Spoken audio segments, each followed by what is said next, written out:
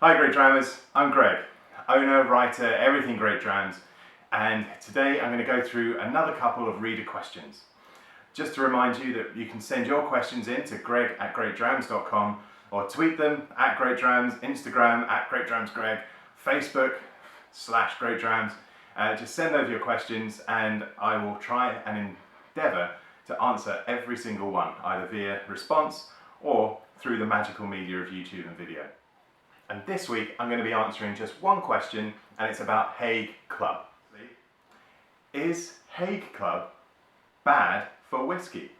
Now, for those who don't know, and I'm sure there's not many of you, Haig Club is this gorgeous blue bottle akin to an aftershave bottle that often gets referred to as the David Beckham whiskey because of his face, name and marketing prowess being behind a lot of their ad campaigns. And it gets panned in the media a fair amount, it gets a lot of grief, but is it bad for whiskey? And the simple answer is no. For whiskey drinkers, whiskey connoisseurs, whiskey collectors, there probably isn't a huge amount here for them. Although, that being said, it's still great in cocktails and neat in its own right. Doesn't stand up too well to water, but as a neat single grain whiskey itself, it's actually quite a nice drop. And also, on a wider category scale, the introduction of Haig Club by Diageo a couple of years ago was arguably a masterstroke in that it's not designed to be for whiskey drinkers or whiskey writers or anyone else within the whiskey trade. It's designed for vodka and gin drinkers, really, to be able to try a whiskey either in a cocktail or neat or however the hell they want to try it.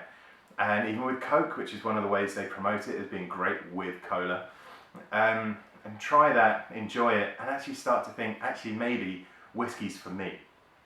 As soon as they start thinking, oh, I like Haig Club, single grain, even if they don't know what single grain is, and then start thinking, I like Haig Club, therefore I like whiskey, then they're going to start buying into other brands and experimenting. And new age consumers, or the millennials for the overused word in marketing, are all about experimentation.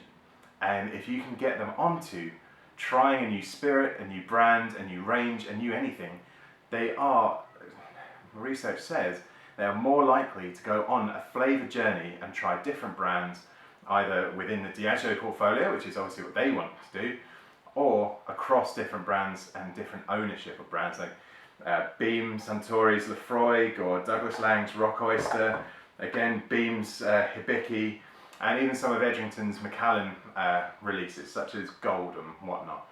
So the short answer is, Haig isn't bad for whiskey. It's actually really good for the category, but may not be for the purest whiskey drinker.